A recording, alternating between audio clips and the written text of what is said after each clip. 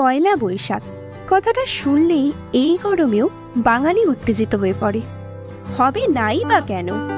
নতুন জামা, নতুন সাজ, দিনভর খাওয়া দাওয়া, হাল খাতা, বন্ধু বান্ধবদের সাথে আড্ডা, হই হুল্লোড়, এগুলোই তো ইউজুয়ালের মধ্যে আনইউজুয়াল। কিন্তু এত কিছুর মাঝেও আমার পয়লা বৈশাখটা খুব সাদামাটা, ঠিক আমার এই সাদামাটা ব্রেকফাস্ট প্ল্যাটারটার মতো। এখন পয়লা বৈশাখের সকালে লুচি আর সাদা আলুর তরকারি না খেলাম তাহলে আর কিসের বাঙালি? সাথে আবার উপরি পাওনা হিসাবে একটা কালো গজাও ছিল।